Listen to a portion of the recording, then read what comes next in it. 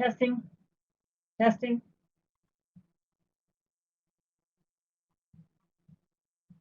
All right, we're continuing in chapter 6, and I'm on page 233 at the bottom, scope rules. The portion of a program where an identifier can be used is known as its scope. So where an identifier is known as its scope. For example, when we declare a local variable in a block, it can be referenced only in that block and in blocks nested within it. We'll be discussing block scope and global namespace scope on page 234. So identifiers declared inside a block, that's with the open and the matching close brace, have block scope and can be referenced only in that block, and of course within blocks nested in that block.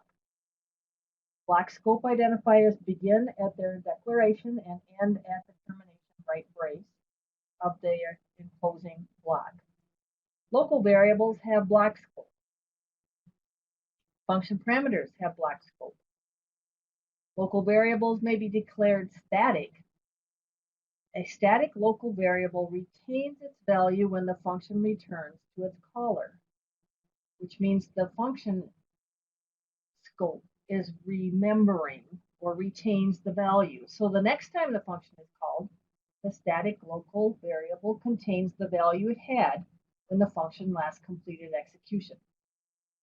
All static local variables are initialized to 0 by default. However, you can initialize to a starting value using code. So something like static unsigned int count would be initialized to 0 by default.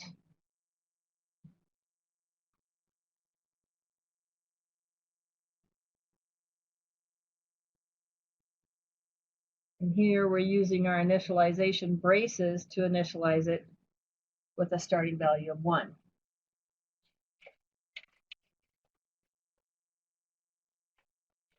Global namespace on page 234. Global namespace, an identifier declared outside any function or class, has global namespace scope. It is known in all functions from that point forward at which it was declared until the end of the file. Function definitions, function prototypes placed outside a function, class definitions, and global variables all have global namespace scope. Global variables are created by placing variable declarations outside any class or function definitions. Such variables retain their values throughout a program's execution. Declaring a variable as global rather than local can allow for unintended or malicious effects and errors to occur. Software engineering observation on page 234.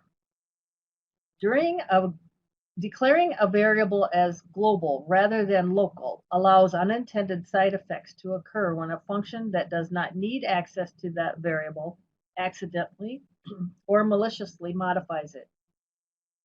This is another example of the principle of least privilege. Except for truly global resources such as cin and cout, global variables should be avoided. In general, variables should be declared in the narrowest scope in which they need to be accessed. So we're going to take a look at program 6-11 on page 235 and dissect its code.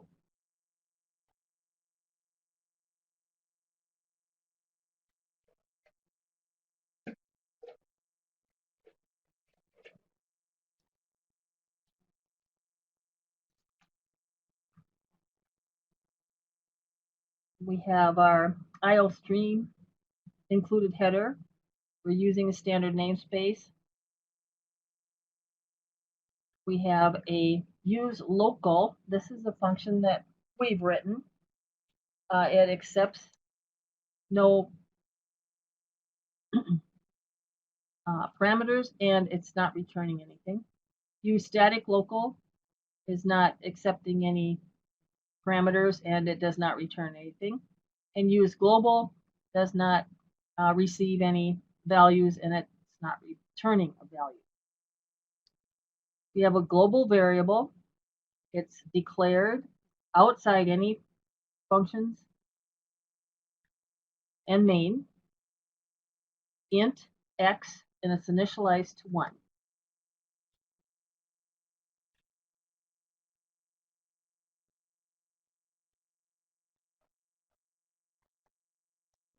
So as I'm tracing the code, I now have a global variable x, and it's initialized to 1.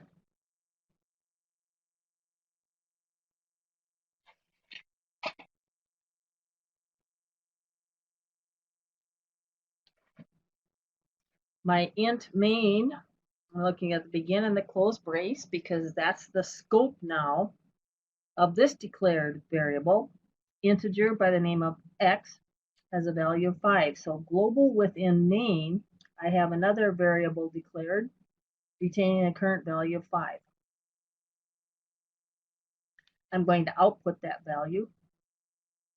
And then there's an inner block, begin and end braces. So this is a block of code, and we have an integer named x initialized to 7 on the inner block, and we're asked to output that value, which is 7. Now I'm still within the scope of main, and I'm looking at outputting main's local variable value, which is 5. And then I'm calling the function useLocal.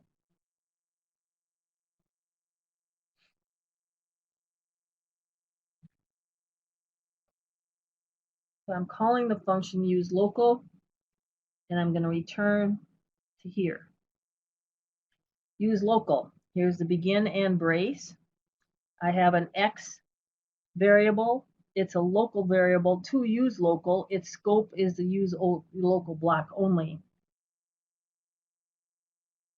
It's initialized to 25. I'm going to output 25. I'm going to increment it by 1. And I'm going to output its value of 26. And I'm exiting. Now this is a local variable. So it's no longer known. So it resolves. It's no longer known. And I return to the calling environment. And my next statement, use static local. I'm going to return to here, use static local, and call the function use static local. It neither receives or returns anything. There is a static integer by the name of x, and it's initialized to 50.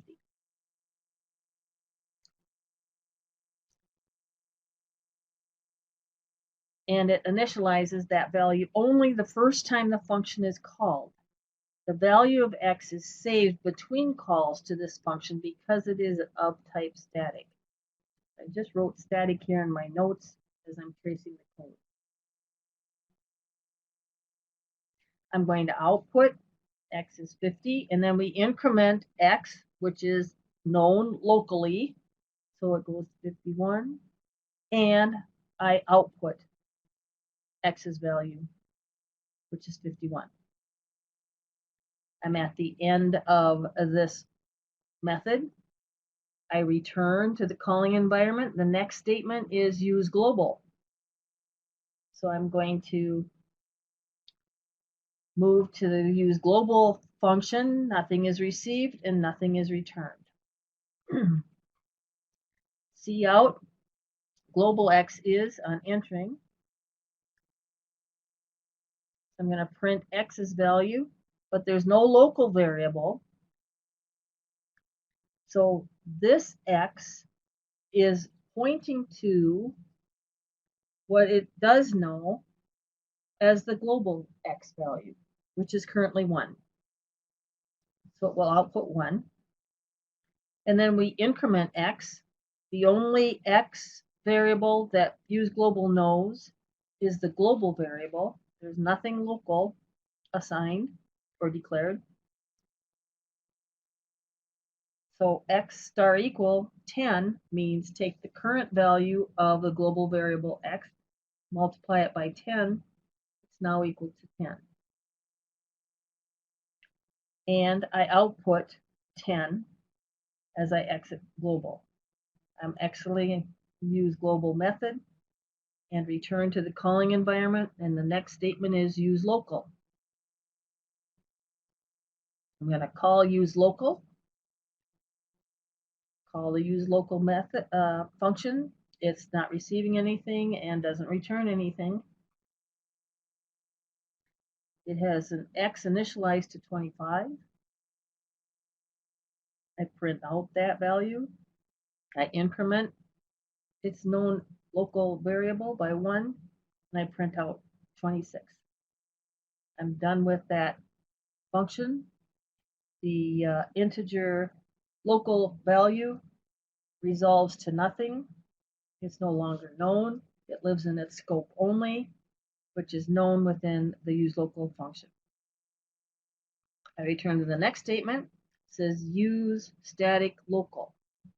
I'm going to call that function and return use static local. Use static local remembers its last value and does not reinitialize it. So I'm using the static local, and I'm going to print out 51. I increment the current static local variable to 52, and I'm asked to output 52. I'm at the end of this function. I return to the calling environment and begin with the next statement, which is use global. I'm going to call use global function. It neither receives anything nor returns anything. It's going to see out global on entering as x's value. There's no local declared x, so the only x that use global knows is its global x, which is pointing to global, which is 10. I'm going to output 10, and then x is reassigned x times 10. X's current value is 10. It's going to be reassigned to 100, and I output 100. I'm done with use global. I return to the calling environment and begin processing the next statement, which is cout local x in main is local x in main. The x that this block knows about is 5. So I'm going to output 5. What happens when we run the program?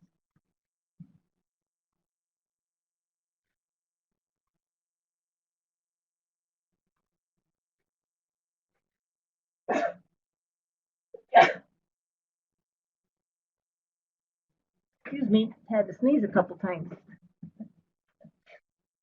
Okay, I'm looking at my project, figure 6_11.cpp has been a shared student data file. You can create your own project and run the program yourself to test and dissect code. So we're ready to run this program. And you will need to trace, as I did, the output. Global x in main is, and then as you call each, there's a little script that documents where we're at within the scope of this variable. Remember our global identifier?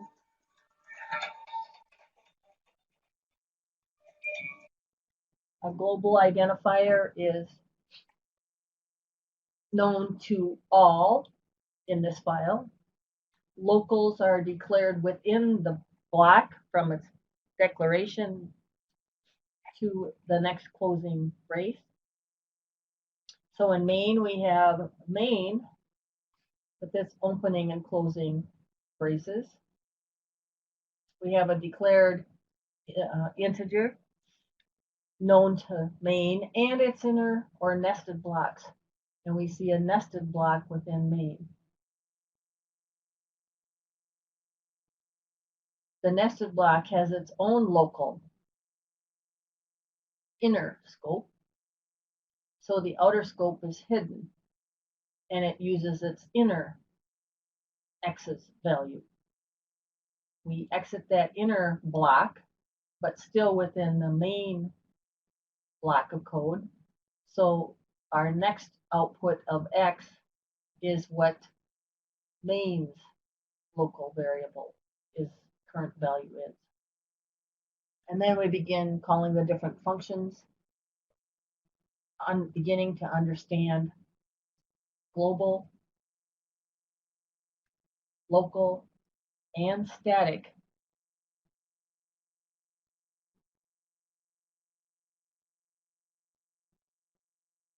local variables. The void local static function, begin and block. I'm declaring a local variable, so X will be known to this function from its declaration to the end block. So the scope is use static local, but it's a static declaration. So we initialize the static local variable X only the first time that the function is called. After that, the value of X is saved between calls to this function. And that's what allows us to print the initialized 50, increment it to 51. But when we return to use static local, the next call, the static integer value has been retained at 51 and continues.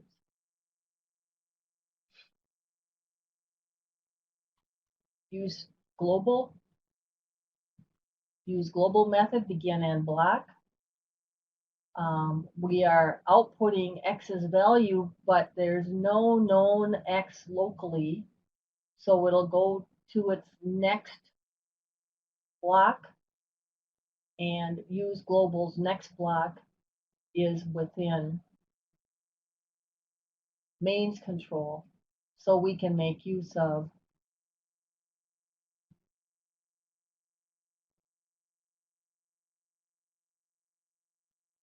is outside of main. Here's our begin and block for main. So the only known variable referenced by X is the global variable. The global variable is reassigned as use global makes assignments to X by multiples of 10.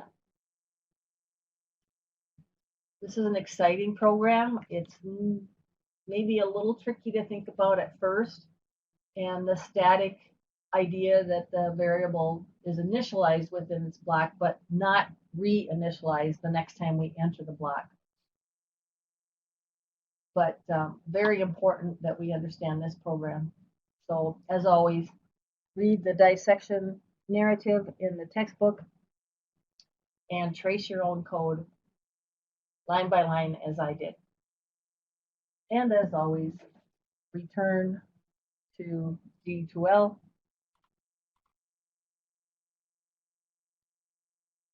for your Chapter 6 lesson plan, its homework, projects, and test due dates, and all of the details. And thank you very much.